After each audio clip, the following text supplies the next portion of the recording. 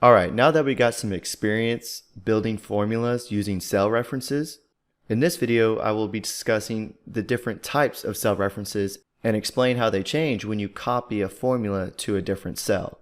I'm going to clear out some cells here to give us a little bit more room to work, and all I'm doing is selecting the cells I want to delete and pressing the delete key on my keyboard. Alright, now that we got some space, I'm going to be talking about two different types of cell references. The first one is a relative reference.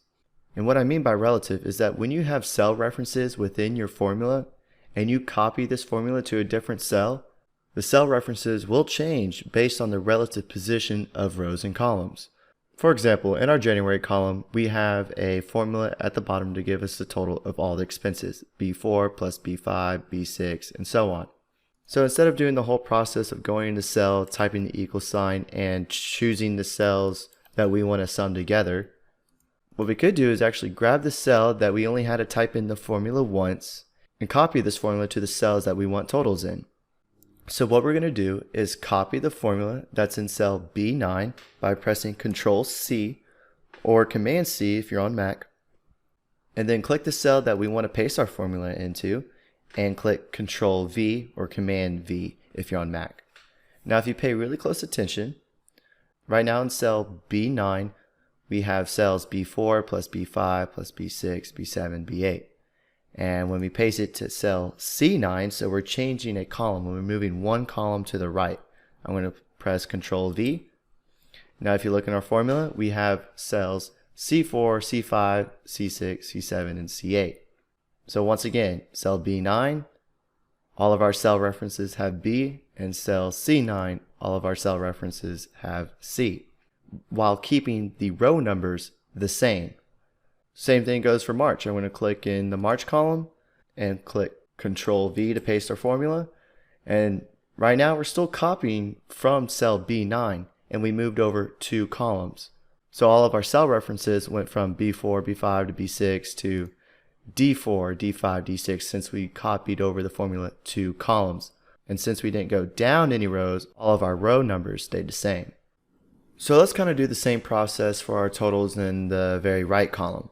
So if we click in cell E4 that has our formula in it, and instead of copying pasting the formula into each cell individually, all we have to do is click in the cell and move your cursor to the bottom right hand corner of the cell until your cursor turns into a thin black cross. And from one of the previous videos, we know this is called the fill handle, and we can use this fill handle to copy formulas down rows or across columns. And before we copy this formula down, I want you to think about how these cell references are going to change. Right now we have B4 plus C4 plus D4. And now that we're copying down rows, what do you think is going to happen to the row numbers? So let's find out. We're going to click and drag all the way down. And then now if we click in the cells, we went from B4 to C4 to D4.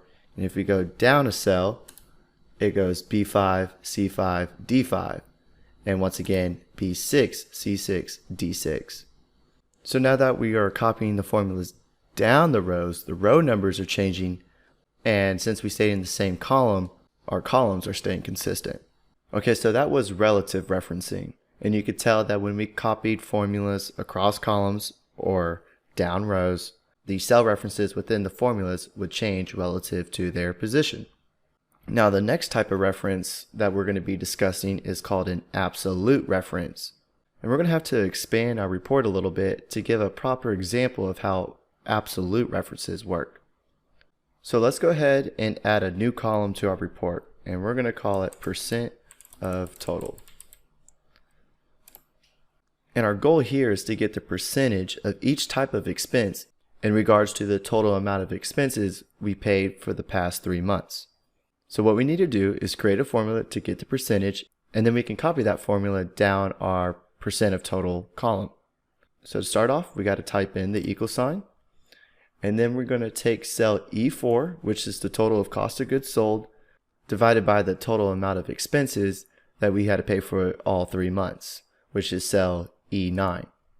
And we're going to click enter. So you can tell that the total expenses of cost of goods sold was 38% of the total amount of all expenses combined. Now if we click in this cell and we want to copy this formula down to the rest of the rows. We're going to grab our fill handle, and we're going to drag it down to the rest of our expenses. We're going to let go, see what happens. Oh, all right, so obviously we have some errors in our formula, so let's go back to our formula and kind of see what is happening. So if we click in the formula bar, we can see that we have E4 divided by E9, which is great. All right, then we're going to move down a cell, see what's happening here. Now we have E5, which is correct, divided by E10. So the cell reference actually moved down a row. So this cell is actually blank. And when you divide a number by 0, it's going to give you an error. So we want cell E9 to be constant. And that's what an absolute reference is that your cell references will remain constant regardless if you copy your formula down rows or across columns. So let's exit out of this and go back to our formula. And then we're going to go up to our formula bar, and to change cell E9 to an absolute reference, we have to put $signs before E and before 9. So when you see $E, $9, that means that is not going to change. Or you can use a shortcut by clicking F4 on your keyboard, and you can cycle through the different references. So if there's no $signs, that means it's relative. If there's both $signs, that means the column and the row number are going to stay constant. So we can click enter. Now our first one still looks correct. Now if we drag down this formula through the rest of our expenses, we should be getting the correct percentages. And from the start, so it's E4 divided by E9. Then if we go down one row, we should see E5 divided by E9. And if we go down one more, it's E6 divided by E9. So the first part of our equation is relative because we want to take each expense and then divide it by the total. And then after the division sign, the total amount, cell E9, stays constant. And that's a absolute reference.